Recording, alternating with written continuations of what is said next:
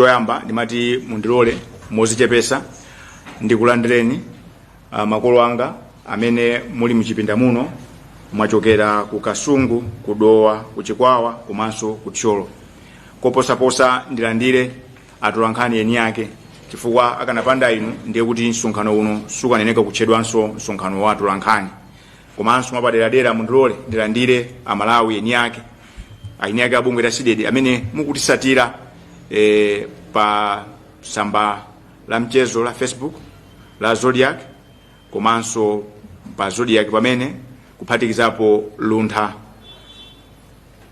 Ndikupempheni kuti mutikomere mtima tikhale limodzi chifukwa zize pano zatonse amene atanganidwa mwa pase mpata kapena mwa kodole kuti zimene tabwera nawo pano zisawaphonye. Sindikufuna kuonjeza gagandiwa koma ife Malawi timaziwika kuti ndi fuko loopa Mulungu. Chifukwa chimenecho tikhala tikulephera ngati tiyambe kukamba zimene tikufuna pano osasokoza Mulungu. Chifukwa chimenecho ndimafuna mundilole ndipemphe ozipereka kuti asegulire msonkhano uno ndi pemphero. Zikomo kwambiri. Sike masopemphere thokozani Atate chifukwa cha ukulu wanu umene mmationesera siku ndi siku. Atate tili pano tikufuna zokambirana zathu mukakhale chairman wamkulu ndinu, mukayendese ndinu china chilichonse tikakhale ololerana ndi kumvana. Kayambe nafeni katsirize nafeni mu dzina ndi mwazi wa mwana wanu Yesu Khristu ndapemphera. Amen. Zikomo kwambiri chifukwa cha pemphero limenelo. Pachichewa pali mawu amanena kuti awiri sayenda asanapangane. Tikhoza kumaganiza ngati tikuziwana koma mwinaso tisakuziwana. Chifukwa chimenecho ngakhala nditchula kale mundilole nditchule zina langa komanso ananena Yesu ndanena kuti msonkhano uno sindili ndekha ndi makolo amene achokera madera osiyanasiyana malinga ndi kulemerera kwa nkhani imene tabwera kuti zakambirane pano. Choncho ine dzina langa ndi Sylvester Namiwa, mkulu wa bungwe lanu wa Malawi, bungwe la The Center for Democracy and Economic Development Initiative SIDED. Dzina lalo ndalitali ndiye poopa kuzikolakola timanguti SIDED.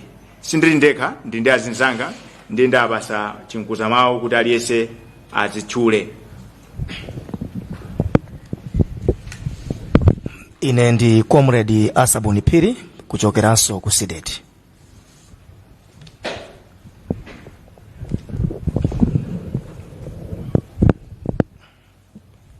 Ine ndi Francis Poga kuchoka ku Kasungu kwa TH ulo amene tili mbali yokhuzana ndi zamalo.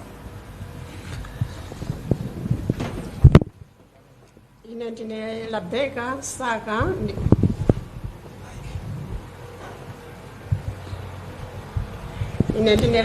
Saka nachokera kwa Chulu dera la Kasungu koma kumeneko ndimadziwika ndi dzina loti Maichintengo. Zainabu Hassan, Costein Citizen. Ine ndi Innocent Masharubo kuchokera ku Chikwawa kuyimira alimi a Mwita komanso Chisanja Cooperative. Ine ndine Janet Yosefe kuchokera Dowa mtunda wa Mvera. Tabwera kuhani yokhuzana ndi munda anatata ndamanhaza. Ine ndi Bisolo Mubanda kuchokera ku Dowa East TH were. Ndabwera kuno chifukwa cha nkhani imene tinajene anatilanda malo ngati azungu nchifukwa ke ndipezeka malo ano.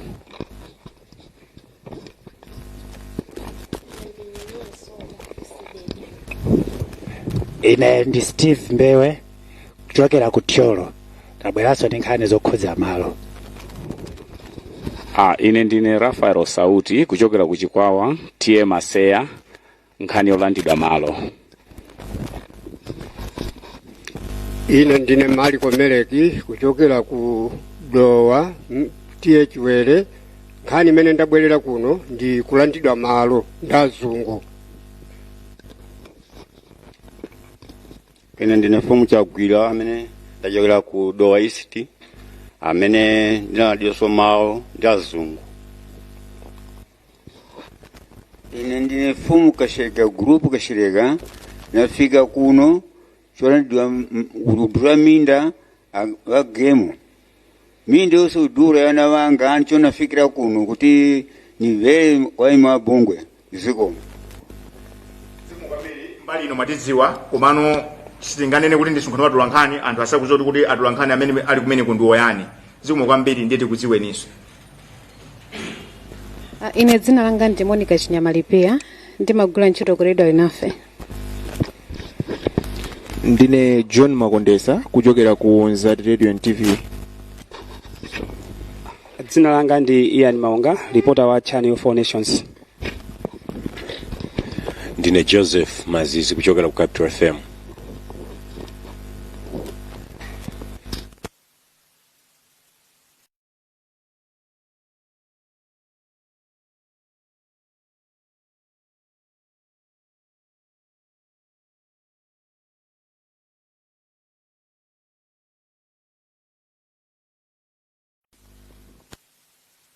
Emmanuel Chocha kuchokera ku Lunta TV. Manga Voice of Livingstone Radio. Ine ndi Promise Tom kuchokera Nkoma Synod Radio. Lydia Banda Mlimi Radio. Rebecca Chilwa Nations. Luano Chipofia Miji FM. Ndi Franklin Mtambalika kuchokera ku Zodiac.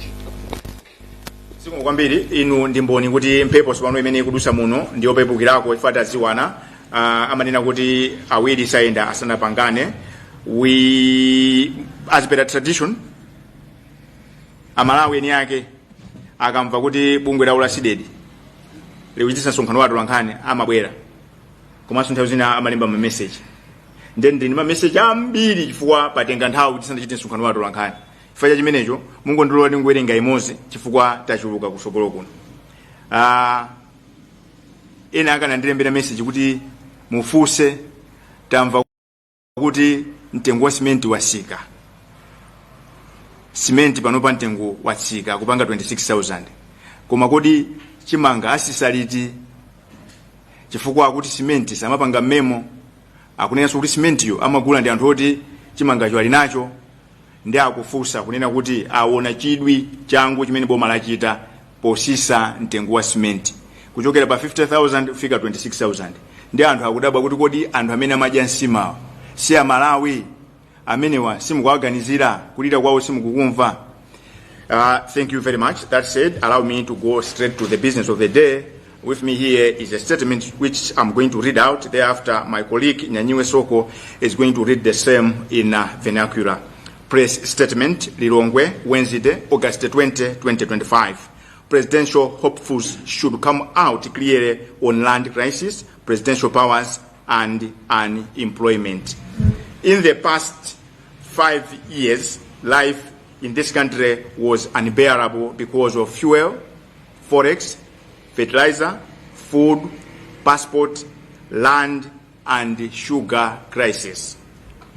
It is for this reason that we at the Center for Democracy and Economic Development Initiative, CDED, implore on all presidential hopefuls to come out clearly on these issues during the campaign, notably the presidential debates, to help Malawians make informed choices as they head to the polling booths on September 16, 2025. It is our considered view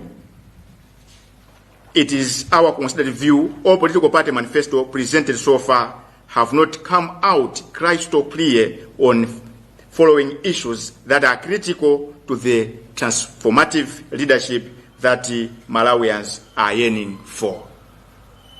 1. Land crisis.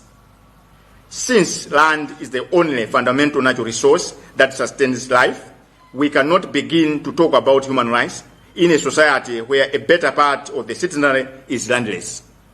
Apart from Cholo and Mulanje, where land was greedily grabbed by the colonial masters, the post-independence and plural politics era has seen more indigenous Malawians in the rest of the districts continue to lose their ancestral inheritance. Thus far, a larger share of the productive land is now owned by foreigners or naturalized citizens of other countries. It is painful to note that, in some cases, such land has been kept idle or used to grow luxury crops in a desperate attempt to hoodwink unsuspecting Malawians that the land in question is under use.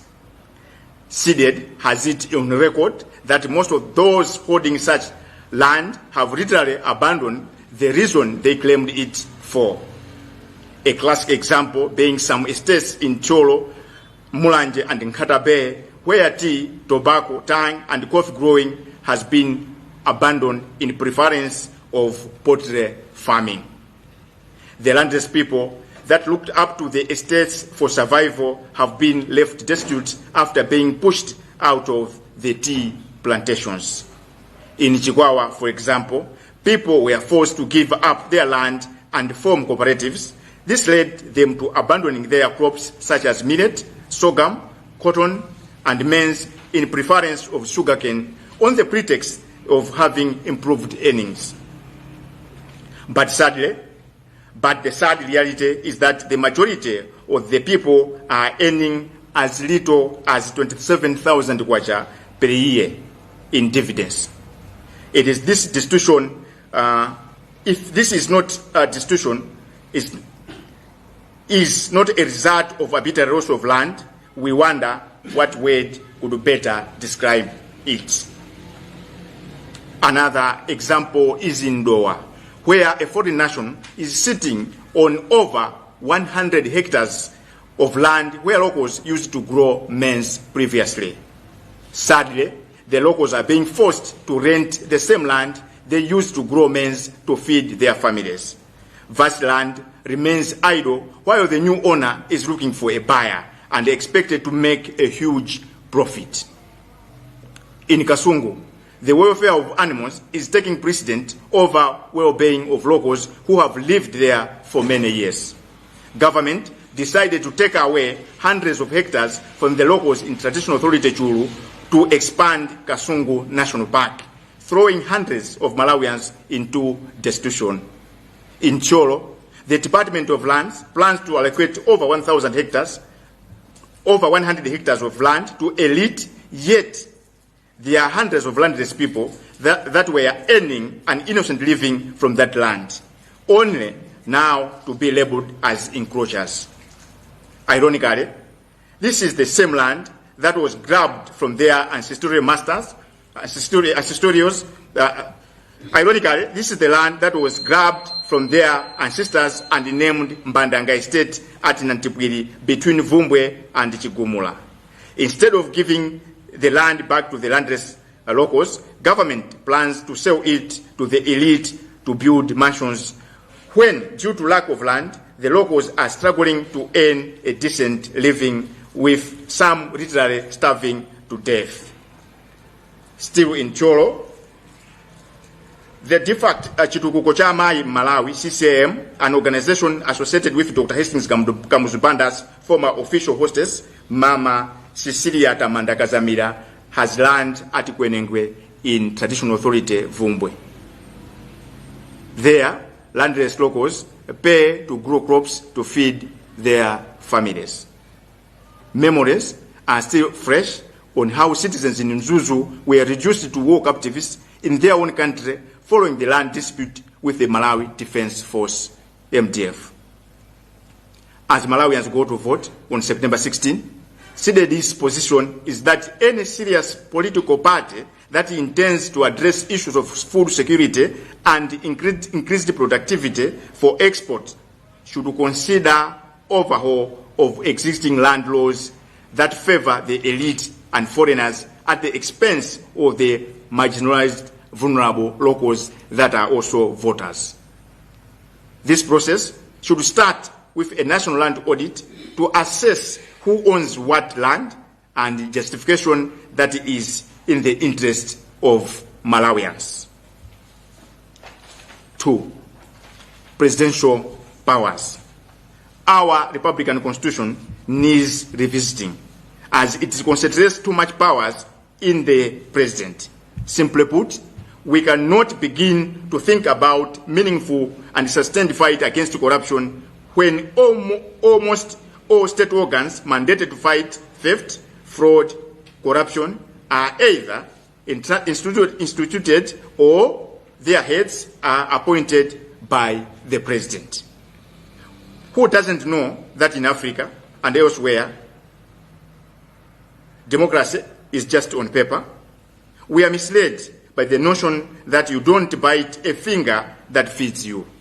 Unless voters pressurized the September 16, 2025 presidential hopes to commit to trim presidential powers and in the process free the Anti-Corruption Bureau by taking off the politicians' hands in the appointment of the SCB Director General, the appointment of the Inspector General of Police, and the Director of Public Prosecutions, DPP, and the head of the Public Procurement and Disposal of Public Assets.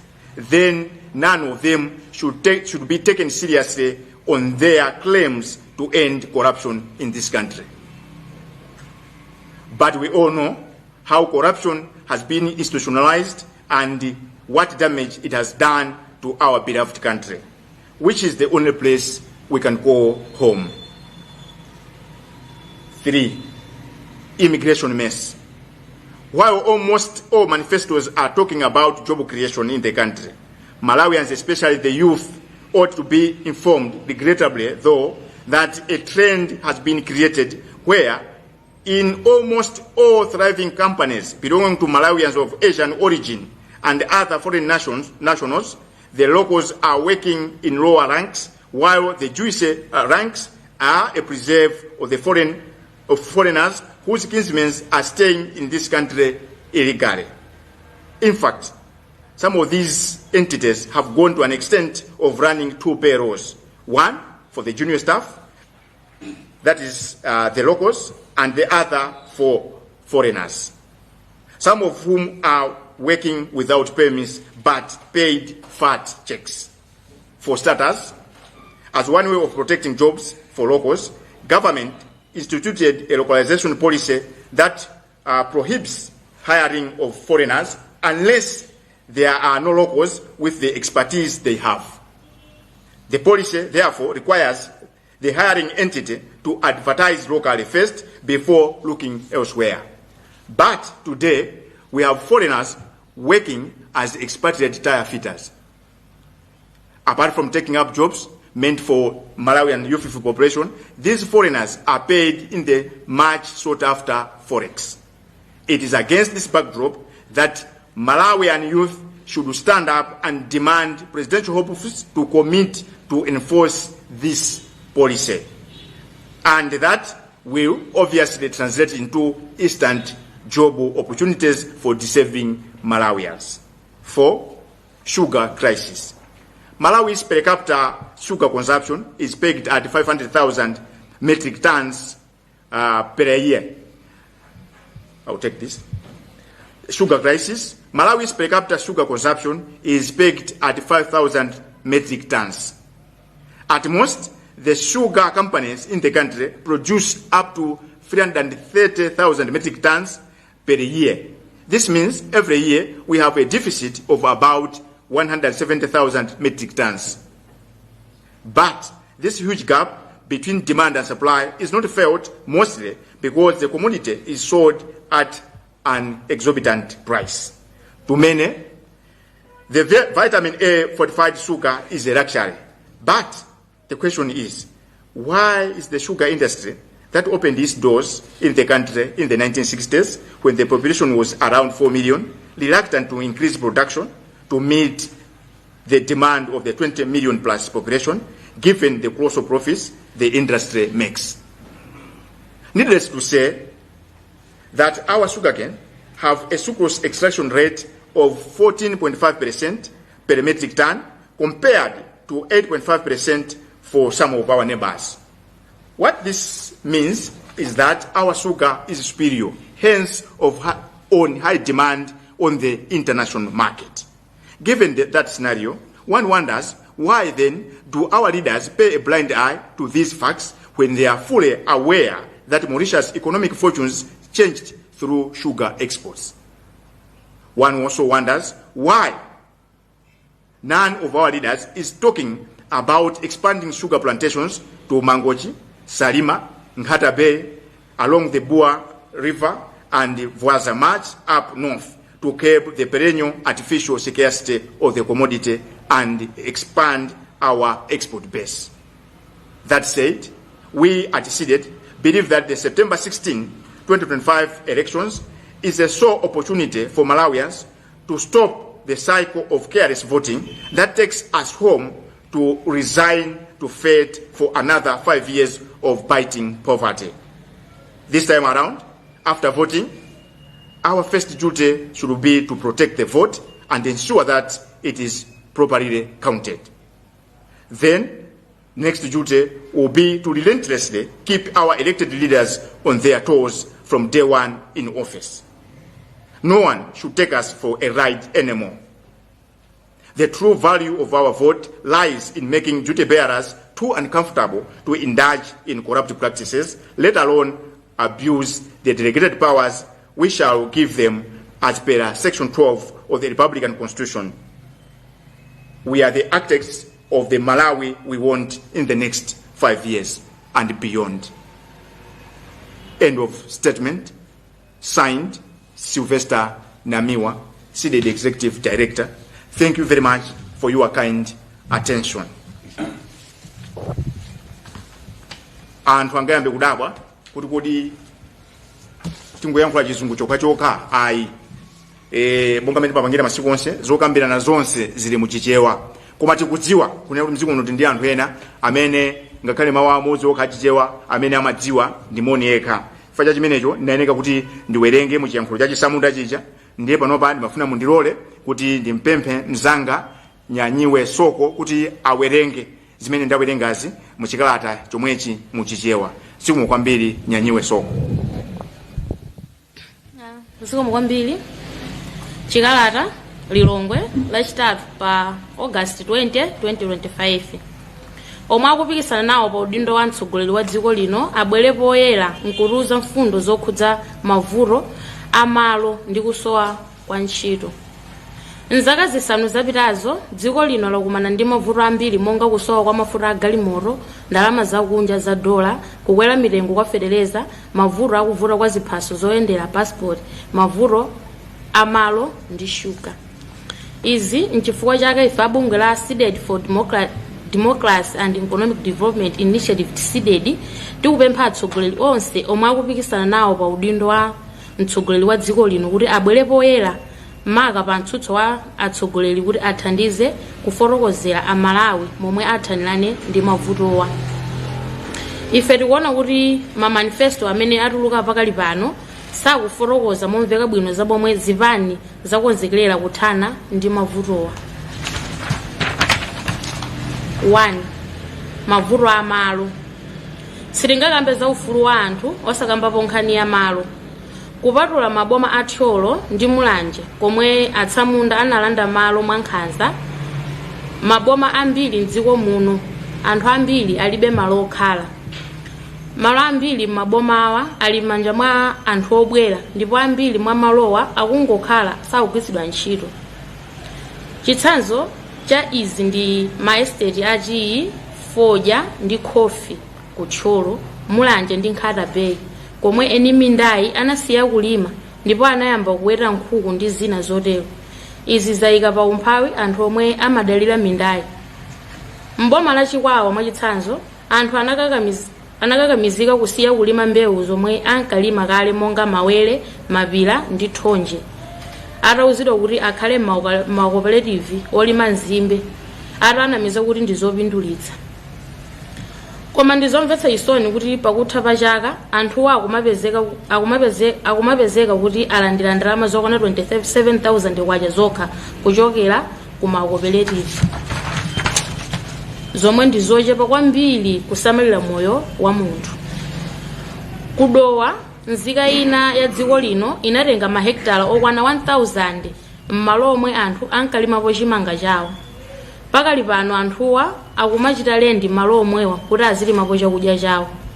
Ku Kasungu malo ambiri akuperekedwa ku nyama zakutchire kusiya anthu kuti azivutika pomwe akutenga malo a anthu mdera la mfumu yayikulu chulu kupereka ku nkhalango ya Kasungu National Park pomwe anthu akusowa malo olima. Mboma la Thyolo khonsolo ya boma ikufuna kugulitsa mahekitala oposa 1000 kwa anamadya bwino, pomwe malowa anali a anthu ovutika omwe amapeza chakudya polima. Malowa anawalanda anthuwa nkuwatchula kuti Mbandaga Estate ndipo ali pa Nantipwili pakati pa Mvumbwe ndi Chigumula. Nde malo mobwezera malowa kwa eni ake khonsolo ikufuna kugulitsa kwa anamadya bwino kuti amangepo nyumba zawo zapamwamba, pomwe eni ake eni amalowa akuvutika. Kuthyola komweko malo ena omwe bungwe la chitukuko cha amayi m'Malawi CCAM lomwe akatsogolera ndi mama Cecilia Ramanda Kadzamira komwe kwa Nengwe kwa mfumu yayikulu Mvumbwe akungokhala. Anthu osowa malo kumeneko amalipira kuti alime chimanga chawo, zangati izi zikuchitikanso ku Mzuzu. Pomwe amalawi akupita kokavota pa 16 September, zipani zikuyenera kudziwa kuti ngati zili ndi malingaliro othetsa njala zikuyenera kuwunikanso malowa azamalo omwe pakadali pano amakomera anthu opeza bwino. 2. Mphamvu za mtsogoleri wa dziko. Malamulo ena oyendetsera dziko lino akufunika kuwunikidwanso chifukwa amapereka mphamvu zambiri kwa mtsogoleri wa dziko lino. Ndizovuta kuthana ndi katangale pomwe nthambi zonse zolimbana ndi katangale zimasankhidwa ndi mtsogoleri wa dziko. Pamenepa nde pangakhale chilungamo. Mphamvu zosankha mkulu wa apolisi, mkulu wa bungwe la ACB, mkulu wozenga milandu ya boma, komanso mkulu wa nthambi yogula ndi kugulitsa katundu wa boma zikuyenera kuchoka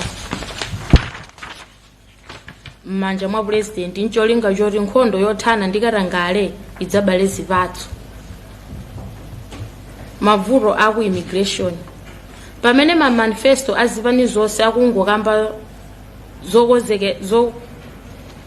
zokozera ntchito achinyamata, amalawi akuyenera kudziwa kuti kampani zambiri zomwe eni ake ndi amwenye amalawi kumeneko akuzuzidwa kwambiri ndipo ambiri mwa iwo akulandira ndalama zochepa kwambiri. Izi zikuchitika pomwe amwenye ena kumeneko akugwira ntchito mdziko muno opanda kalata zoyenera koma akulandira ndalama zambiri. Ngakhale boma linakhazikitsa lamulo loletsa kuletsa ntchito anthu akunja pokhapokha ngati palibe nzika ya dziko lino yomwe ili ndi ukadaulo omwe ukufunikawo, koma pakali pano tikuona kuti kuli nzika zakunja zokoza materiala pomwe amalawi ambiri amatha ntchitoyi. Mavuto a shuga. Dziko lino limagwiritsa ntchito shuga okwana 500,000 metric tons pa chaka.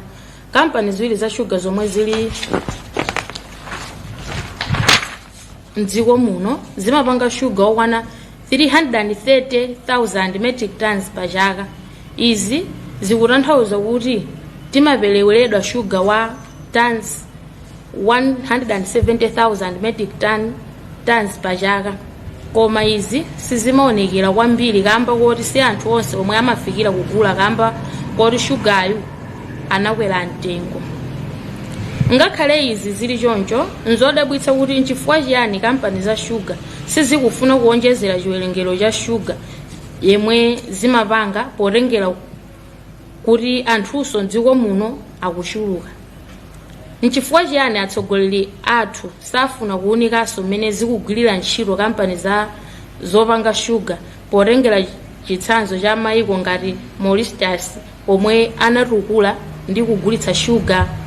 Nchifukwa chiyani atsogoleri sakufuna kuonjezera malo popangira shuga monga kuti Mangochi, Salima, Nkhatabe mbali mwa mtsinje wa Buwa ndi Vwaza Mashas ku chigawo chakumpoto. Ife kusidedi tikuona kuti zisankho za pa 16 September zipereke mwayi kwa amalawi kuti asiye kumangosankhapo atsogoleri kungoti basi bola taponya voti. Ulendo uno amalawi akamaliza kuponya voti akuyenera kuonetsetsa momwe atsogoleri awo akugwirira ntchito ncholinga choonetsetsa kuti akukwaniritsa malonjezo omwe anachita pa kampeni. mphamvu yeniyeni ya voti idzaoneka amalawi akadzatenga chidwi kutsatira zomwe atsogoleri akuchita, cholinga choonetsetsa kuti sakuchita katangale komanso kugwiritsa ntchito mphamvu zawo molakwika. Yasayinidwa ndi Sylvester Namiwa. Zikomo kwambiri Comrade Nyanyiwe Soko chifukwa chowerenga momveka bwino mu chiyankhulo cha chichewa. Nkhani imene tabwera nayo pano ndonena kuti kaya lero kwasera masiku angati kuti tikavote, ndiyeno tabwera ndi mauthenga kunena kuti mdziko muno takhala tikupanga chibwana kwambiri pa nkhani yovota kwa nthawi yayitali. Ndiye chibwana imene tichisiye. Choyambirira nkhani zimene zakambidwa mu manifesto tazimva. Manifesto ambiri akulunjika ponena kuti afuna mdziko muno mukhale chakudya chokwanira komanso kuti tizipanga katundu tizipitisa kunja. Ndiye tikunena kuti mdziko muno malamulo amalo akukomera anthu olemera ndi anthu ongubwera. Mdziko muno muli chipinjo cha malo kuonjezera pavuto la malo kutcholo nkumulanje malo anabedwa nthawi ya asamunda, lero mpaka na lero malo akubedwabe. Mpaka na lero anthu akupasidwa majeketi, akupasidwa matrauza ndi kumasinthanisa ndi malo lero tikuyankhula pano 2025. Ndiyeno zipani zifotokoze bwino kuti kodi tithana bwanji ndi nkhani ya vuto la kusowa kwa chakudya komanso tipanga bwanji katundu opitisa kunja pamene chikhalirecho malo sali m'manja mwa mbadwa Malawi muno. 2. Padakale panopa kuti dziko liyende kuti aliyese amve kukoma, tsogoleri wina aliyese amene afuna kuti asankhidwe aonese kuti amadana ndi katangale. Osati aonese koma apange demonstrate kuti amadana ndi katangale. Ndiyeno munthu amene avoteredwe atengedwe kuti akufutira kusintha dziko lino anene poyera kuti akachepesa mphamvu za mtsogoleri wa dziko. Chifukwa ndikukuwuzeni Amalawi anzanga muli muno komanso amene mukutimvera, wina kungonena kuti ndithana ndi katangale osakambapo kuti akachepese mphamvu za mtsogoleri wa dziko akunama. Vuto lathu lalikulu ndilona kuti mbava zichakutchula Michael Usirija zimabisala m'mapiko a president. Chifukwa president ali ndi immunity. Chinthu china chonena kuti tikavotera anthu atimango asiya atinamize atibere 5 years kenaka abwerenso azitipasa ma 50,000 azitinamiza. Ulendo uno tikavota 1 tikakavota tionese voti yathu taiteteza yawerengedwa. Wina asasokoneze zofuna za Malawi. Voti ikawerengedwa amene wasankhidwayo tiyambe kumukumbusa siku lomwero kuti mwatilonjeza chakuti mwatilonjeza tisadikire mpaka na 5 years mwene kuti zaona na 2030 ndi chibwana ziko likuonongeka. Ndiyeno ngati tifunadi kuti tithane ndi katangale mziko muno choyambirira tikonzenso constitution yathu ikupereka mphamvu zambiri kwa munthu mmodzi amene ali president amene amabisa anthu andale kuzera mu presidential immunity.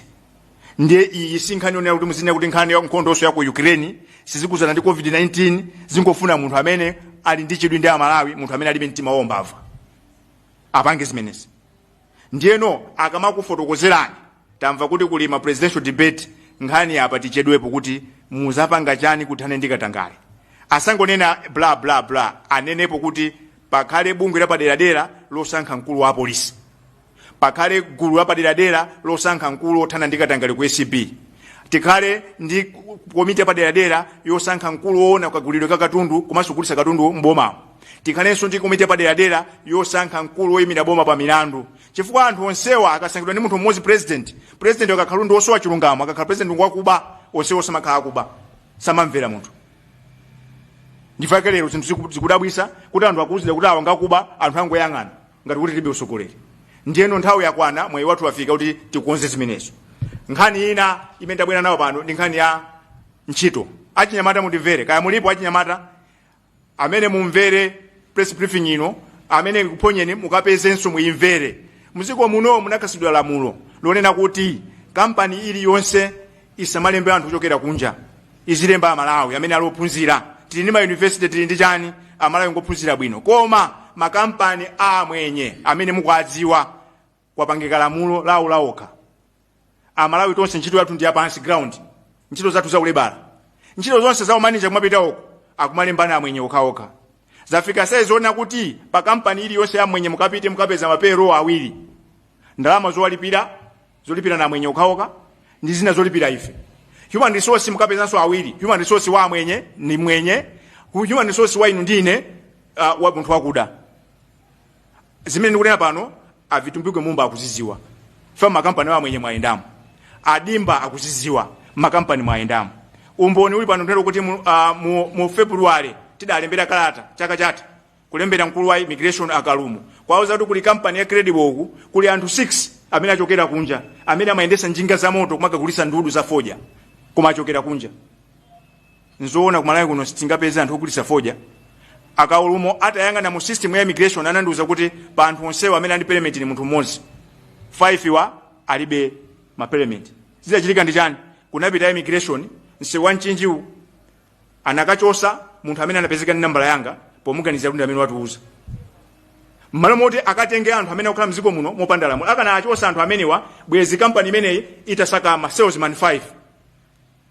ndikuti zimene ukamba pano avitumbiko mumba akuziziwa zimene ukamba pano adimba anduna azantchito akuziziwa so achinyamata ndikuuze kuti president wina aliyese lero akabwera kunena kuti afuna mumvotere mumufuse kuti anamiwa atiuza kunena kuti mziko muno mwayiwa ntchito ulimo koma ntchito zili mmanja mwa anthu akunja amene akukhala opanda mapepala ndiye muthana nazo bwanji awa makosa nakulamula panowa asatilonjezenso angoyenda mu makampani mu atenga anthuwo azipita anthu ayambe ntchito nkhani ina ndi ashuga mukati mvesera bwinobwino mu manifesto onse zoyankhula zija palibe akutchulapo za shuga pamene chikhalirecho poserapo mpataona anthu tikupanga mizere italitali ya shuga pamene chikhalirepo dziko la Mauritius chuma chake chinayi chinatukuka kwambiri chifukwa cha shuga chikhalirecho mulungu adadelisati nthaka yabwino nkhani ya shuga kampani za shuga zidayamba ntchito zake m'Malawi muno cham'ma 1960 nthawi imeneyo population chiwerenge cha anthu chinali pafupifupi 4 million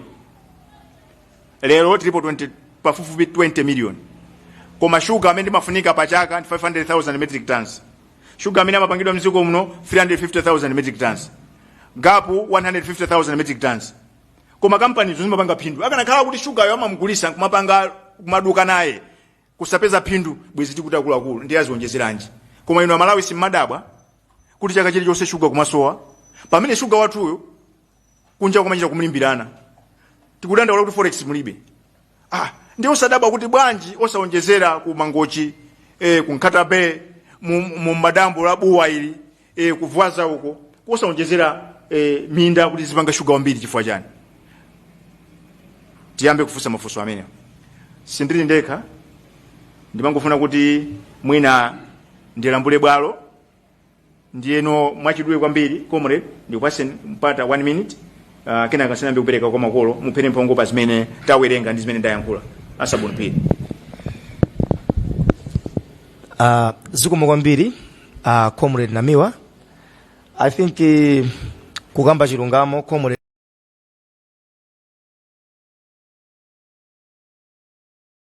mwatambasula bwino nkhani zonse zinayi zimene zili mu statement imeneyi koma mwina ndingokambapo nkhani yoyambirira imene munalandira message nkhani yokhuzana ndi chimanga tikulankhula pano mtengo wa chimanga madera ambiri wadutsa kale 75,000 koma izi zikuchitika pamene miyezi iwiri yapitayi mtengo umeneyo unali pa 44,000 kusonyeza kuti tikamafika January ndiye kuti ndizovuta kuti Amalawi ambiri akhozokwanitsa kuti apeze chimanga izi pamene zikuchitika ndi nyengonso imene boma tsopano likupita ku midzi ndi kumakatengano malo amene anthu akulima ndi cholinga choti apereke kwa ana madya bwino ndipo nthawi ina kuperekanso malo kwa anthu obwera ndiyefunso nkumanena kuti akufuna kuti anthu amenewa akufuna kuti ife Amalawi tidalire chani tsopano chifukwa ndikulankhula pano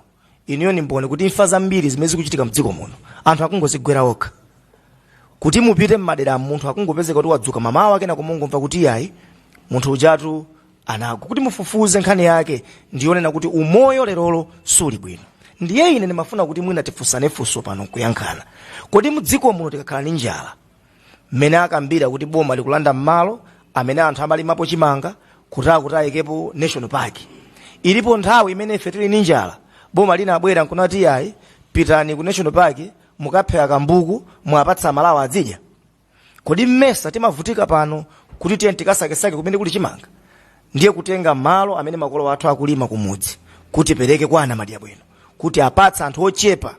Malo mtawuni muno anaperekedwa kale, zimenezo tikuzidziwa. Malo mtawuni muno mulibe, ndi Amalawi tafika pona kuti malonso akumudzi taperekenso. Ine nimeona ngati nthawi yakwana tsopano kuti no, Amalawi tinene kuti enough is enough, malo athu ateteze. So comrade mwachidule ndilankhule motero akuti enough is enough. We are calling for hole anger, tikwiye mwa ubwino, kunena kuti tizifunsa mafunso olimba. Fa anthu amene amazinena kuti asogoleriwa salabadira kuli konse za inu ndine.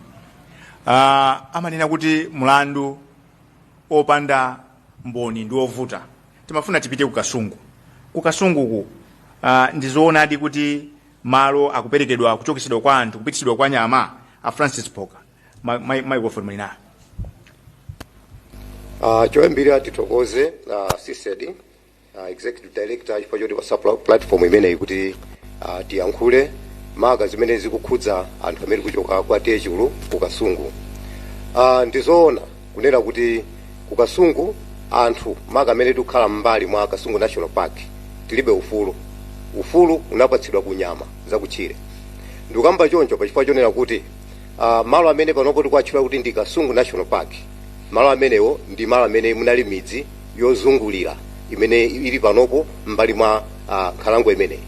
Chifukwa chakuti mu nthawiyo kunadza matenda a sleeping sickness amene amabwera ndi tsetse fly, boma ndi mafumu anakambirana kuti anthu asunthe kumeneko akhale malo amene midziyo ilili. Choncho anthu anasuntha. Kuchokera mu chaka cha 1932 anthu anamba kugwiritsa ntchito malo amenewo. Kuteroko malo amene akhala kulimidwa since 1932. Litabwera boma la Dr. Banda anaona kuti apa tigawe malire, anapanga malire ankhalango ya Kasungu National Park ndi ma communities.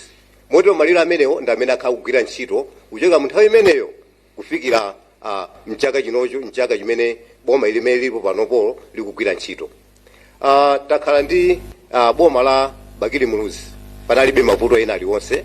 Anthu timalima abe ndithu, munthu akachoka mbali imene amalima kuloka nsewu umenewo amamanga mlandu wa encroachment.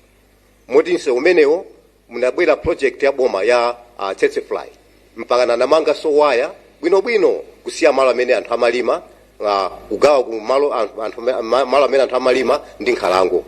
Motero even malo amenewo anthu anapanga so malizi kuli ma estate kuli mafamu. Ma estate ndi mafamu amenewo ndi boma lomwelo limene limapereka zikalata zosonyeza kuti malowo ndi a anthu. Chodabwitsa nchonera kuti mchaka cha 2022 ngati sindikulakwa tinangokuva kuti kubwera nyama, koma anthu ozungulira asakudziwa chilichonse. Chodabwitsa naona kuti njovu zinamba kumatuluka kumapasula nyumba za anthu, kumapha anthu. Almost anthu odutsa 6 anafapo chifukwa cha njovu. Andi popita kwa nthawi panapezeka kuti anthu fa chodandaula napita dalo limene kwa DC. DC atabwera ataona mavuto amene akuchitika anena kuti okay ndiye kuti tiuze aifo amene akumanga waya ndi Kasungu National Park kuti ayike fence. Fence ija itamba kuyikidwa mmalo kuti idutse malire akale amene adagawidwa mu nthawi ya Dr. Banda. Anapezeka kuti fence ija wa aifo anambotenga minda ya anthu koma ndidwa mwina 40 hectares 50 hectares. Motero minda ya anthu ambiri yalandidwa imene anamba kulima since 1932. Chodabwitsa ndi chakuti nthawi imene amamba kuyika waya abungwe la aifo anamba kuyika bwinobwino mmalire, kenako amatakayika mmalire muja amachoka ukakambirana, akakambirana amadzasinthaso. Pabwera ofuna kuyeza malo magulu okwana 4, wina kudutsa malire ena, wina malire ena, wina so malire ena, kufikira kuti malo onse amene anthu amalima kutengedwa. Tikaonetsetsa kuli IMP olo tsiku limodzi sanabwerepo kukumana ndi anthu takave kuti mavuto awo ndi otani. ATC inali timu imodzi imene imathandizira kuti anthu asapeze mwayi oti azilima. Ndikamba panopo ndiye kuti anthu ambiri alibe polima chifukwa kuti nyumba zawo zinaphwasulika, alibenso pokhala. Zaka zitatu anthu akukhala ndi njala. Ndi zimene zili kwathu kwa TH. Tikamba panopo anthu tikufuna kuti wayayo asunthe apite mmalire akale. Chifukwa ataona kuti anthu tikuyankhula anamba asintha kwina kutsogoloko amboyika mmalire amene tikuwadziwa choka kalekale. Ndiye tikufuna kuti wayayo asunthe apite m'malire kuti anthu akhale ndi polima, chifukwa ana ndi amayi akuzunzika. Ife ndi Amalawi, we are not foreigners. Ngati azathu ku South Africa amavutika, ife tikuvutika mdziko muli mwathu. Chifukwa chake ngati feyo nzika tikupempha ngati boma kuti malire amenewo lisunthe like m'malire akale amene ife tikuwadziwa. Ife tikunena motero and tikuperekanso 7 days kuti sanathe 7 days akhale waya ameneyo atasuntha. Ngati waya ameneyo sasuntha, ife tikupita pa office kwa DC tukapanga vigil mpindikiro. Ife ngati Amalawi nthawi koma mwanena kuti amayi ndi ana akuvutika. Mayi kuchokera ku Kasungu tangopherani mphongo mwina kuti akuyankhula zabodza bambo Francis iwa. Francis Puka sakufotokozera zabodza ni zoona zokhazokha. Ndipo ineyo ndine mmodzi woyimira amayi nditayitanidwa kuti ndibwere kuno ndidzafotokozere mavuto amene amayi tikukumana nawo. Nasangalala. Ine ndine mayi wa masiye. Amuna anga anamwalira 1997. Ndipo malowo ni malima ndiwa nawo kwa nthawi yonseyi. Panalibenso china chilichonse. Koma atabwera aifo dzayika waya amene anayikiramo. Wana nili nawo 7, adzukulu nili nawo 16. Ana amenewa nuso anawo chochita. Koma tikaonetsetsa pa malamulo wawo aboma munthu akamwalira amanena kuti malo amene amalima ana akhale omwewo pamodzi ni mayi. Koma ine malowo nalandidwa nanga anawa ineyo nilikhala nawo potani kodi anawa sukulu adzaphunzira.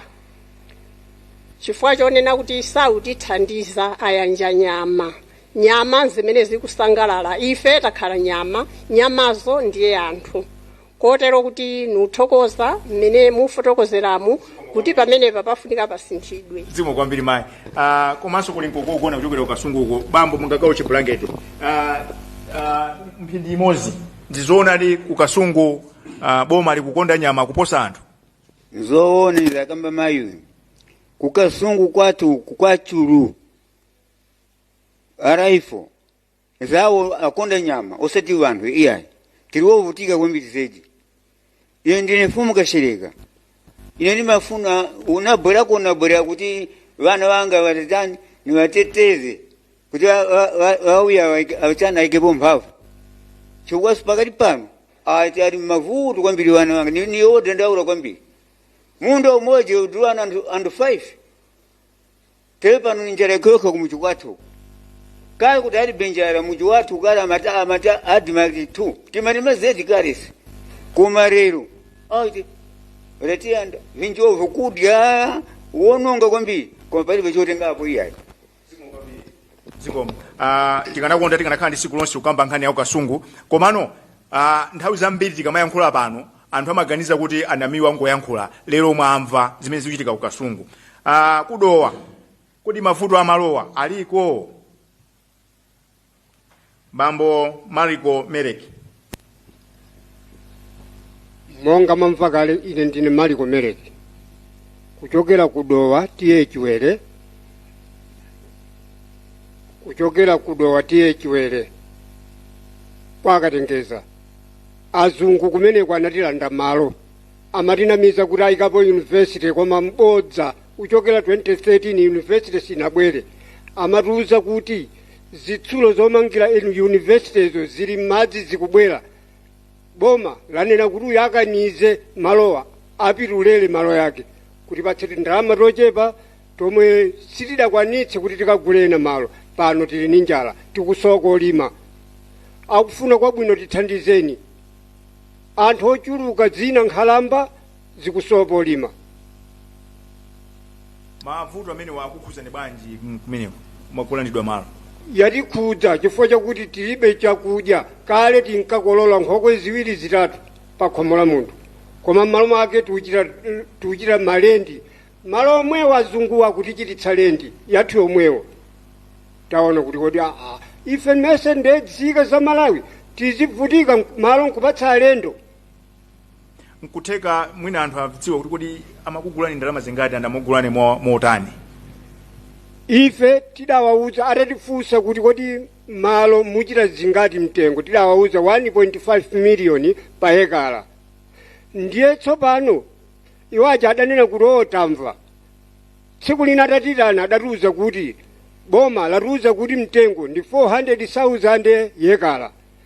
ndiye tidadabwa kuti adatiyirana tsiku lina akuti aliyense atenge thumba lachimanga apa adatiyiranaso ulendo wina adati aliyense atenge thumba lachimanga apa adatiyiranaso ulendo wina akuti aliyense atenge zovala apa ife tikati mwina nzaulere kenako adatiyiranaso akuti aliyense atenge foni apa adatiyiranaso adati aliyense atenge sabato apa tsopano pokafufuza kuti kodi ndama mtipatsa liti pamenepo padali mkwiyo ndiye kenaka titaona kuti ho malo tapiritsa tidayeso kufufuza mabungwe atabwera mabungwe adane kuti amukuabela anthu apatseni ndalama imene mukati mkhozi kupereka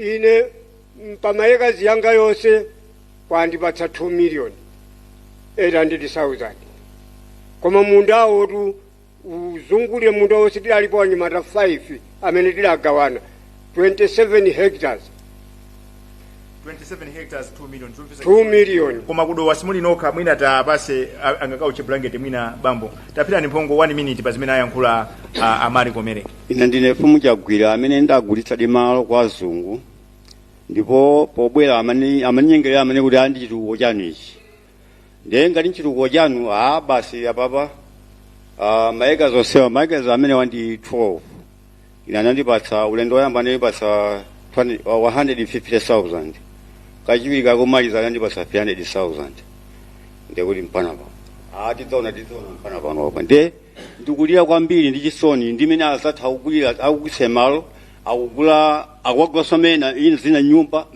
imini akugulaso ina minda komanso akumakisa nyumba zakamena zabwino pamene ife tili pa umphawi waudzaoneni ujene malo anapita munda lilibe nyumbaso lilibe ziko mwambiri zomvetsa chisoni. Koma nkhani imeneyi kudowa yakhuza bwanji amayi ndi ana?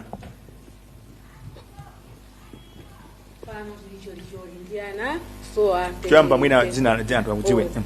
Dzina Mai Janet Yosefe kuchokera TA Chwele. Ine ndikudandaula ngati ndamanga imene akambaba mbowa chifukwa chakuti minda yathu inapita ya ulere chifukwa ngati ineyo pa minda yanga udandipatsa 4 million ijani 400,000 minda 2 acres arani yapita 400,000 ndiye pamenepo ine ndikulira ndi wana wanga ndine tikusowa lino zikomo kwambiri. Kuchikwawa nkhani ya malo yakukhuzani bwanji? Zikomo kwambiri. Ine ndine Rafael Sauti kuchokera kwa TM Masea.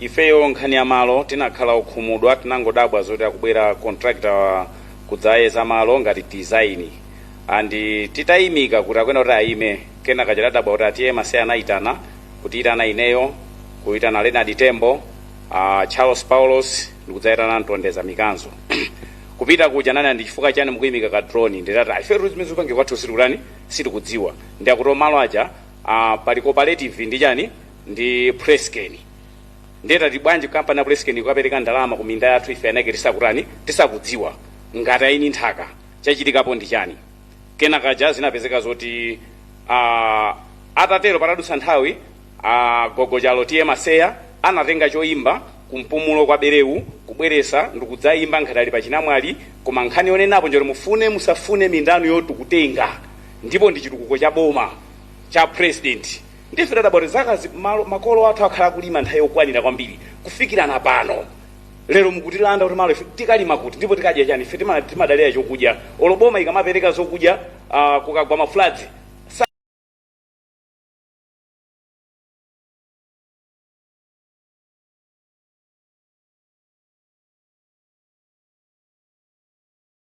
Nzimbe amapitisa chokudya ndi ife ulimi wa nzimbe mwachisanzo dawo zati ulimi wa nzimbe ulipo kale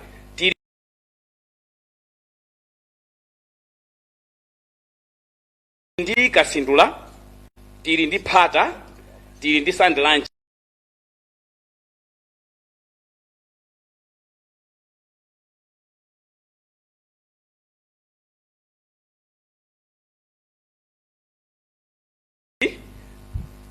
konseku kuphindu yake anthu osakupindula kuti mukampeze mulimi amene akunena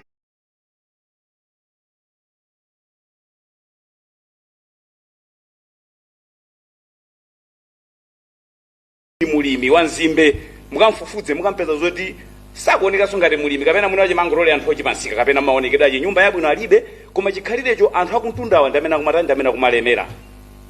Titapitiriza kukana zinapezeka zoti mafumu athu awiri Charles Paulos ndi David Kagaso kwana machuwa zinapezeka zoti atiye chifukwa choti anthu aja adakana mafumu akupanga ziphuphu kuwapanga fosi kuti mindeja awapatse. Mafumu adanena zoti ife ntchito yathu ndikugawa minda kwa anthu osati kulanda anthu. Chotero chatiye anatenga mphamvu kuyimika mafumu amene kuti imani ife malo atitenga basi. Andi dziko linadziwa kuti mafumu amene wawa anayimikidwa chifukwa choti anakana kulanda anthu minda kuti ayipatse boma. Chotero chiti mavuto ankhani oti tikulandidwa malo kwina kumapivo anadzala anaononga mbewu za anthu ndipo dziko likudziwa zoti ife tili mavuto koma tinamva chisoni tili mkatikati modandaula momwemo a president ananyamuka akatsegulira chitukuko chomwecho pomwe ife anake tikukana. Zimene zizosachita bwino ndipo tili okhumudwa kwambiri. Mwachidule malamulo amene agwisa iwo ntchito mfumu sachosedwa ufumu ifo choti anthu ena kuti mindayo ndi awo anapatsa cholinga kuti awalande ndi chifukwa kukana kuwalanda achose ufumu kulibe malamulo amenewo ya ifo mchumacho ndi chawo. Ufumu amasankha ndi antundu ndipo antundu omweyo ndi amene amakhalanso pansi kuti situmuona bwino uyu achoke olati iye kuti adzikhala ati iye anasankhanso ndi antundu ndi amene anakhala pansi. Mwina chifukwa cha nthawi mulekerepo mumpe komabe musanakhale pansi ndifukwa chani mwachidule kwambiri mukudana ndi ulimi wa nzimbe? Tikudana ndi ulimi wa nzimbe ife ulibe phindu ndipo palibe mulimi amene angabwere apapa kutonda gulapo njinga ya moto ifo ndine mulimi wa nzimbe kulibe. Pomwe mulimi amene walima chitowe chache walima thonje yache akukwanisa kagula njinga moto kugula kani ma TV kugula ngolo kumanga nyumba zabwino kudzera mu ulimi umene ulima ife tokha inu wake. Zikomo kwambiri chifukwa cha nthawi tilekere pamenepo. 5 years imene mukhala ndi nthawi pepani nthawi ino ndi yathu mukhala ndi nthawi atolankhani mudeke msonkhano ndi wanu. Kuchikwawaku tamva zimene zinachita boma kuchosa mafumu chifukwa kuti akaniza minda yawo. Ndiye timve mbali ina kuti kodi anthu amene anapereka minda yawoyo akukumana ndi zotani. Innocent Masharubu kuchokera ku Chisanja Mwita Cooperative. Ine ndi mulimi ndi munda kufupi ndi Preskeni. Mwachidule ngane kuti Preskeni itabwera anatiuza ife kuti tiyambe kulima mizimbe. Nthawi imene tinkalima thonje chitowe ndipo tinkamanga manyumba.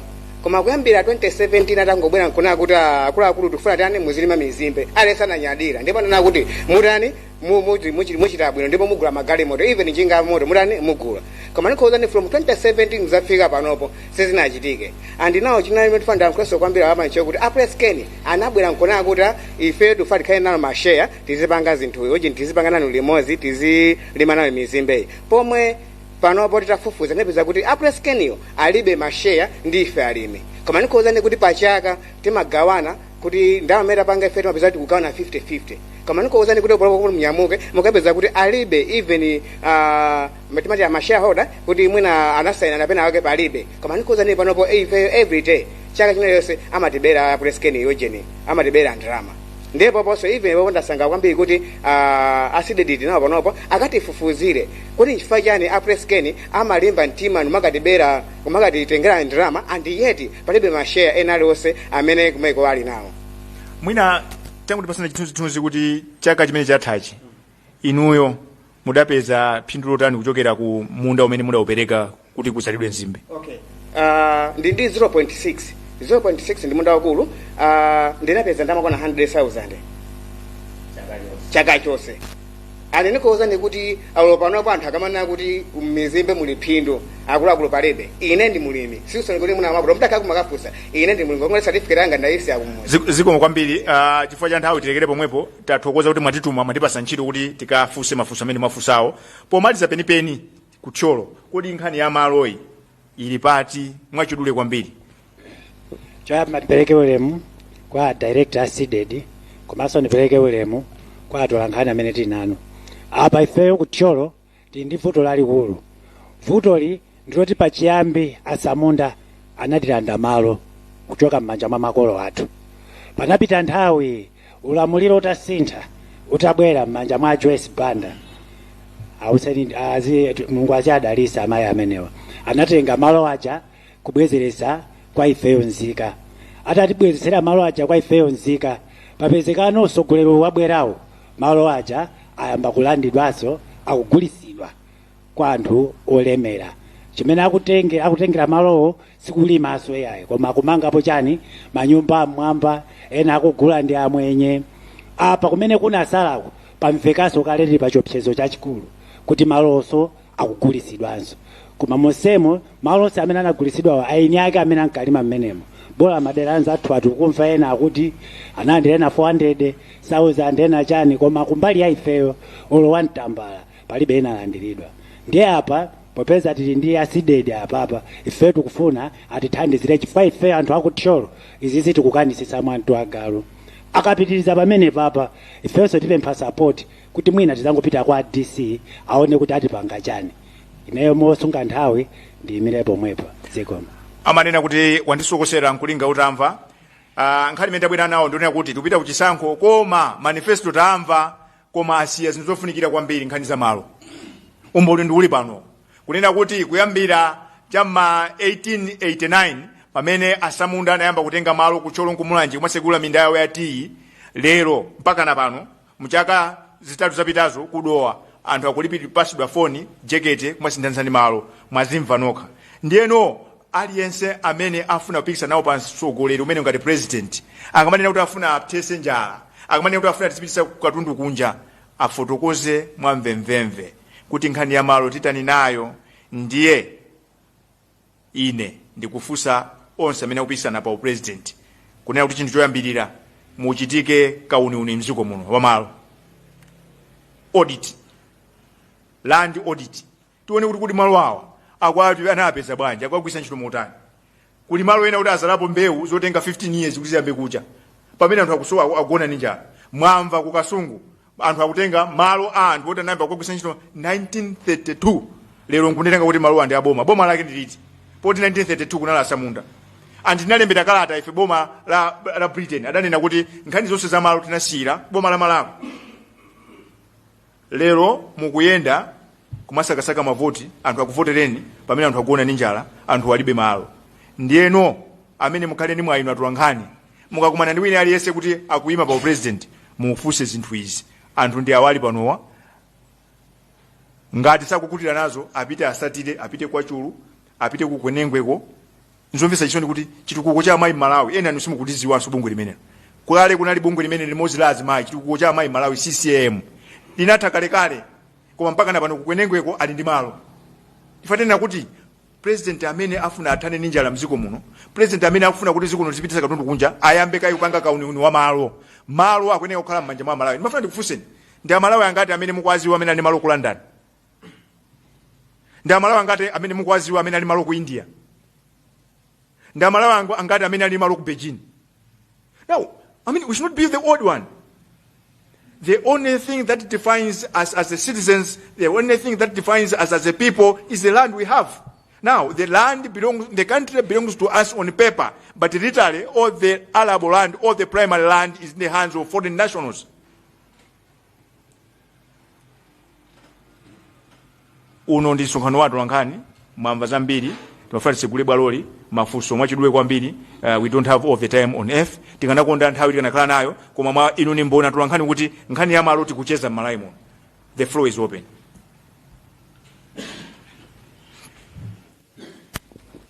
Zikomo kwambiri. Ndine Franklin Mtambalika kuchokera ku Zodiac.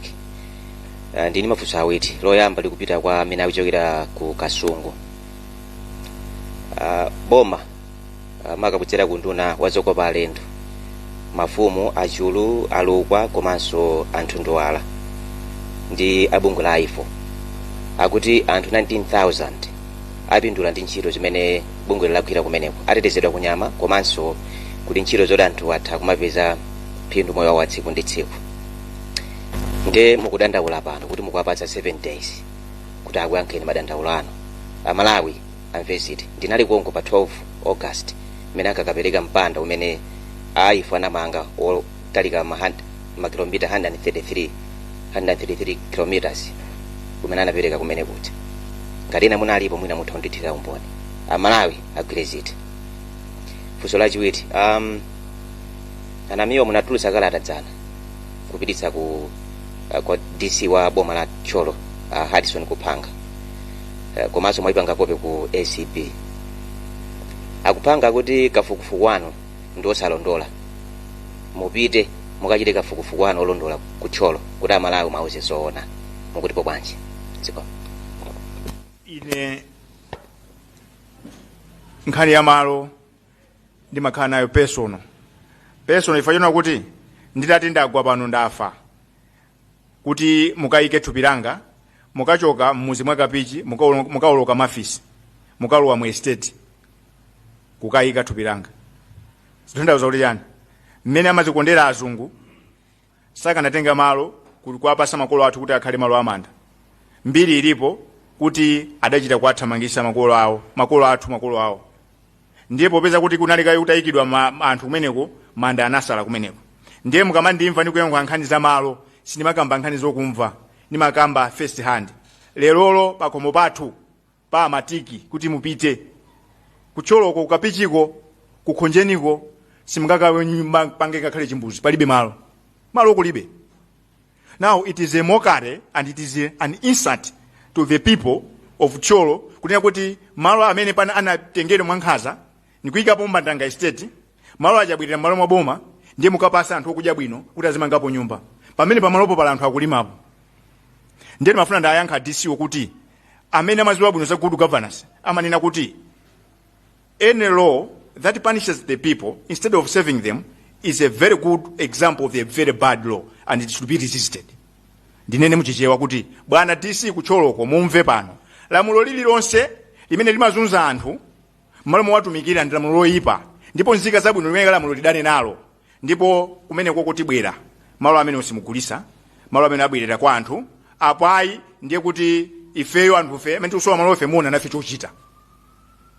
Ndipo Franklin mukupanga koti kalata yakale lero ndalemba kalata ina ndapitisira PS akulands ndi a Minister Deus Gumba komanso a Titus Mvalo ndi Solicitor General kunena kuti malamulo akugwisa ntchito akususana ndi constitution imanena kuti you should use delegated authority to save and protect public interest.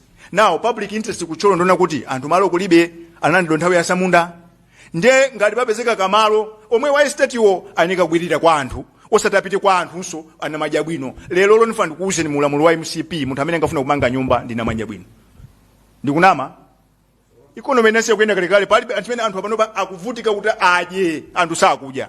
Ndiye lero malo apezeka tikatengeso tikapasana madya bwino sitilola zimene zositeka.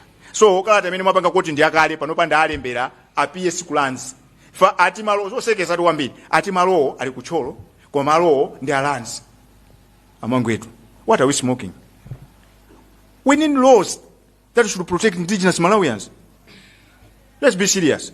Malo ndi kuyambira kalinkale pali farm ndiye kucholo malo kulibe alesa akuziwa anda achakwera nalo njeza anthu akucholo kunena kuti azawa pasa malo. Lero malo aja ati abwera amangepo nyumba. Umunthu uli kuti where is humanity? Parliament anayikhazikisa kuti tizipanga malamulo oti asititumikira osala zipsinja. Ndiye ngati pali lamulo loti avuta sitaona pasolo pamba naita anisa parliament kukasintha lamulo lovota zikukanika bwanji kusintha lamulo la malo. Mziko muno malamulo asindidwa ngati chifukwa chake ndikuuzeni malamulo amalo mziko muno amakomera anthu olemera chifukwa choti anthu andalewa amakatenga ndalama kwa anthu amenewo. Ndiye lero unifuna kuti sana kavote atiuze kuti nchidwe mene uteretu ngati nchidwe mene usitilimbana nawo situthana nawo tizingovota kuvota mopepera. Ndifuna ndibwereze pamenepo kuti malamulo amalo malayi muno sachilungamo chifukwa chona kuti malo ambiri anthu amene akuphinja anthu ndi anthu olemera ndi kumene anthu andalewa amakatenga kuti ndalama kupangira kampeni ndalama zamagawana. Mwamva kale kukasungu kuti atenga malo kupasa njovu chifukwa chani kuti mufufuze mpeza kuti anthu apasanapo ndalama pajamayi kuuswanena kale kuti boma lindi lakatangale ndi anthu akuba. Ndiye kubako nkhani ya malo mutisiyire. Munakamba nkhani ya kukasungu kunena kuti anthu 19,000 apindula anthu osewa wabwera apawa nkhope za kukasungu zikuoneka kuti zipindula. Ndiyenso nkhani kwa inu a Franklin atula nkhani munaphunzitsidwa ukadaulo wina musiye za mahisedi akuti muziyamba going below down behind that story. Muone kuti zimene akunenazi kodi pansipo pakuti chani mahisedi wakutera mwapanga nthawi yaitali.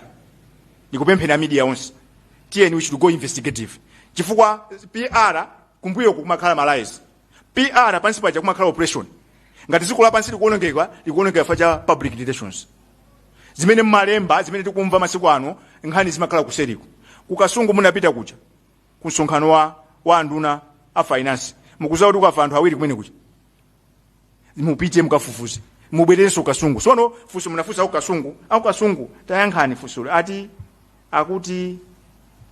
akuti mukupindula ndi mpanda umenewo 30 seconds nthawi tilipo. Okay, chilungamo chenicheni ndichona kuti ma community sakupindula ndi mpanda koma anthu ukuwapatsa chipinjo ndikukamba panopo ngati unena kuti njovuzo zaphapo anthu more than 6 zolima zawo zinaonongedwa andi panopo anthu akusowa kokhala ana amasiya kuvutika machitsanzo ngati amayiwa nditune kuti tupindula chani khani ndionera kuti anthu tiyamba kuyankhula apeze kuti kutsogoloko amboyenda mmalire ndife what we are saying is mpanda usunthe kuti ufanane ndi kumene akuyika mmalireko kupindula tipindula liti kuti panopo anthu akuvutika we are the victims ndezoona zenezi zimene fetu kutani tikunena kuti sitikupindula koma utipatsa chipinjo mbali imene njovu zimatuluka mbali imene njovu zinononga manyumba komanso mbali imene anthu akusowa polima and what we are saying mbali imene minda yatengedwa apange shift wayayo apite mmalire kuti ufanane ndi kumene amba kuyenda mmalire zikomo kwambiri ndikupita ora kuyankhani yes mwina limene likhala lomaliza chifukwa cha nthawi zinazo tipanga 1-on-1 sitimathawa mafunso koma mutivomeza kuti tabwera pano nkale ndimafuna ndifunse maka kudowako nkhawa yanu ili pakuti munalandira ndalama zochepa kapena nkhawa ili pakuti munagulitsa malo koma malo sakugwira ntchito ndimafuna ndimvetsetse pamenepo.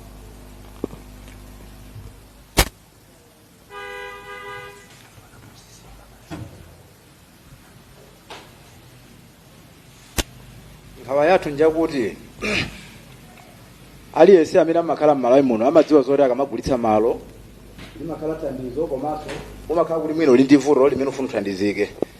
malo amene adagulitsa ngati kudowa pamene timagulitsa amatiuza kuti gulitsani malowa chifukwa choti inuyo mufune musafune mukapanda kugulitsa tikulandani paulere ndipo aliyense amakakamizika kugulitsa ndipo timadziwa zoti kakhala kuti tagulitsa uku tikagula ena malo mosavuta koma kudapezeka zoti malo yaja timatsina chimanga ngati nthawi ya njala kumapezeka zoti mwina munthu akamva njala amakanika 50,000 nkumpatsa tikapita ngati kwa bwana uja kuti gula malo uja mapezeka zoti akuli andalama kusatumiza zungu ndipo kuphatikiza apo wanthu mathupira nekuchako nkumakatenga zovala ndi mafoni kumasinthana malo yaja ndipo nthawi yakwana yoti mwina ndalama zija likatenge aliyense indiyerekezeneyo munda umayi wanga ndagulitsapo 4 acres ndalama imene ndakatenga titapita kusalima ngati ku banki ndakatenga ndalama yokwana 300,000 pa ndalama imene dakwizana pa 4 acres ndikuti pa 1 point yakuti inayo chimanga 100,000 koma ndalama imene dakatengedwa ngati kashi pa tsiku lomaliza 300,000 ndi chimene ufuna nkuti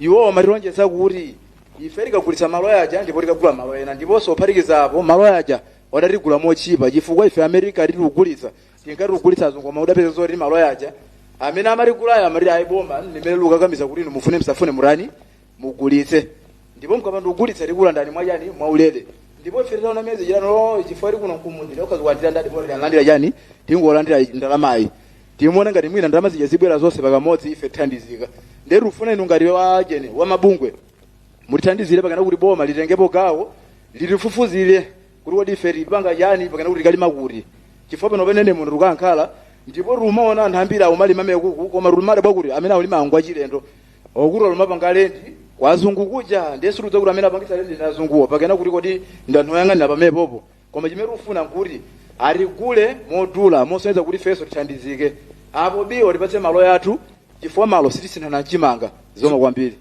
ku mwina 30 seconds mukuonjezera ndiyankho zambiri ayi nkhani njakuti tikungafuna malo mindayo nkhani ndiona kuti anthu akufuna malo awo chilungamo sichinachitike ndikupita kuti akuyankhani mwina lomaliza funso limodzi lomaliza mwina angakauche blanket pali lina lake kapena tipanga amene timapangira mucha tisanaseke zonse ndimafuna comrade ndikupase 30 seconds mukakauche blanket makolo anga ndimati ndikuthokozeni koma tolankhani alipo ena atipeza tiyankhulana musadandaule mtima pansi chifukwa cha nthawi tilekera pamenepa koma comrade mungagawa chibulangete 30 seconds. Zikomo kwambiri comrade. I think kutseka kwake ndingoliyankhanso mwachindunji funso anafunsa achimwene angalija kuti anthu akuti amanga mpanda ndiye mupindula. Kodi munthu anene kuti inetu ndili pano ndikufa ndi njala ndeni mukanene kuti usadandaule tikutsekera mukachipinda tike loko udzikhala mmene momwe kuti okuba asakupeze. Ziwiri izi zikugwirizana chifukwa anthu amene watu chipena kudandaula nchoti afuna malo awo kuti iwo adzilima adzipeza chakudya osati mpanda kuti iwo adzitetezeka. Ziwiri izi sizikugwirizana. Zikomo kwambiri comrade. Ndikupira kuti amene tili muchipinda muno komanso amene akusatira aona kunena kuti nkhani imafunika 4-5 hours. Ndifuna tanena kuti pamene tukavota pa 16 amene mwazithemba kuti mfuna mukhala atsogoleri nkhani ya maloyi muchedwepo. What we are demanding is an audit. Malo onse malayi muno apangidwe audit. Tiziwe kuti kodi malo awa anapeza bwanji akukhalapo motani paliponse pamene simanakhale chilungamo malo abwerere kwa anthu. Chinthu chachiwiri malamulo a dziko lino amalo kwa nthawi yayitali akhala opsinja anthu osauka. Tipitirira kupanga zimene mpaka naliti ndiye ngati anthu athu asidapanga impawa anthu athu osakhala ndi malo tizakamba bwanji za ufulu wa chakudya tikamba bwanji ufulu wa ntchito anthu alibe malo. Pomaliza penipeni achinyamata ndimafuna ndikumemeni kuti aliyense lero amene abwera kunena kuti tikulembani ntchito mumfunse kuti asidede atiuza kuti kuli localization policy ndifukwa chani ku immigration akuyang'anira anthu anzika zina kumakhala mdziko muno mopanda mapepala ndi kumagwira ntchito. Ndinene pano kuti kumalawi kunoko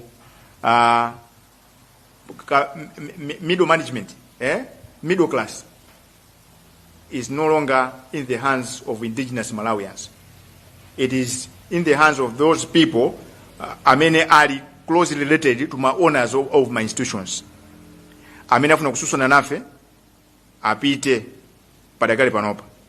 Kampani iliyonse imene mwini wake ndi wakunja kandi wa ku China kandi wa ku Egypt kandi wa ku Lebanon kandi wa ku India kandi wa ku Pakistan mukafuse mukapeza kuti human resource manager wa amwenye alipo andizafika unote amwenye wakumapasidwa food allowance.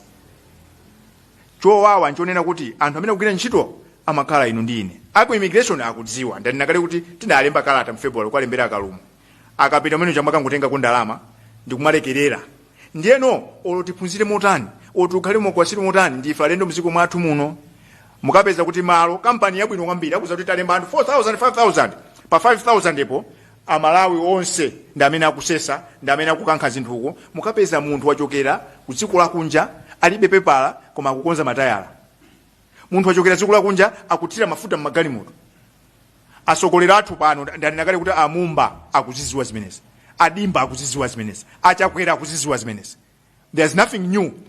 Akalumu amene ali director general immigration akuziziwa ndaninakale kuti kalata umboni ulipo apa ku credible uko ndinapa samaina 6 kuti kuli anthu akumayenda panjinga makakulisa ndudu za foja. Kunapita anthu mene koko malo moti akatenge anthu aja maforeigners aja anakachosa munthu ntchito amene anapezeka ndi nambala yanga pomuganizira kuti ati watipasa uthenga. So achinyamata tikamaka vota ulendo uno tisavote zinokufuna kuwasangalatsa anthu komanso tikavota titeteze voti. Ndinene pano kuti pala anthu ena kuzungulira m'manyumbamo kumatenga ma ID kumatani ola kwase ndalama akunama movotera myamkakhala munoka aliyense akapange chisankho pa zimene akuziona andi tikavotera anthuwa zonse zimene alonjeze kuyambira siku loyambirira pa 17 pa 18 tiyambe kuafusa mziko muno chibwana chachuluka. We cannot proceed like this. This is the only place we go home. So anthu ife tinafasa kwambira malapo kudeka kumene kutani kuchepe akanakhala kuti ife tilibe mphamvu sibwezedwa sakugona tulo kumazungulira mmakukamo akufuna voti yanu ndiyeti ndipase voti ija mphamvu zenizeni mphamvu zake tikavota tikateteze voti pasakhale kuti voti yabedwa kapena wina asokoneza ayi andi ndichenjeze pano kuti wina aliyense amene akuganiza kuti asokoneza ofuna za anthu walemba mmanzi amalawi akonzeka ndipo mukazavota muzakhalenso ndi cheru kuteteza voti yanu. Anthu aja akasankhidwa apange zimene tagwirizana. Ulendo woyamba ndi ma presidential debate zonse zimene apange kuti tizipange record, we should put it on record. Unless we make these guys uncomfortable, we have lost the plot. Ndikanakonda ndikanayankhula siku lonse, koma mundivomereza tabweresa ma contentious issues amene akufuna kususana nafe abwere, we are ready. Sitinabwere pano kuti tinyoze munthu, ngati wina wake wamva kuti wanyozeka si cholinga chathu. We don't come here with an intention to demean anyone. Mwina subconsciously mwasoka wina wake wamva kuti pena pake wanyozedwa si cholinga. Ife kulirira Malawi kuti kuziko kuno kuli vuto la malo, kuziko kuno constitution yathu yaunjika mphamvu zambiri mwa munthu mmodzi president, pamene mphamvu zamazigwisa ntchito molakwika. Tikulira kunena kuti pokapoka ngati inspector general azisankhidwa ndi president, Amalawi apitirira kuvutika. Ngati ACB isankhidwa director azisankhidwa ndi president, Katangale satha. Ngati mkulu woyimira boma pa milandu asankhidwa ndi president, ndifake mmango dabwa kuti mulandu uja wathesedwa, milandu ikuthesedwa ya anthu a ndalama okhaokha. Komanso nkhani ya sugar nikuthekera kosintha chuma chathu ngati Mauritius. Ndifukwa chani asogoleri athu sakukamba nkhani ya sugar? Zikomo kwambiri. Tilekere pamenepo. Tinayamba ndi pemphero, mundilole kuti tiseke ndi pemphero. Koma kwa amene mangopezeta zokambira zili pakati, musakesake press briefing imene muyimvere. Zikomo kwambiri. Seke masoti pemphere. Tikuyamikani Yehova okhala kumwamba ndi olamulira dziko lonse lapansi. Tikuthokoza Atate chifukwa choti tinakupemphani kuti mukhale nafe. Tikuyamikira taona ukulu wanu, takhala nanu mpaka patamaliza nanu. Mukalemekezeke chifukwa cha ichi. Mu dzina ndi mwazi wa Mwana Yesu Khristu ife tapemphera. Amen.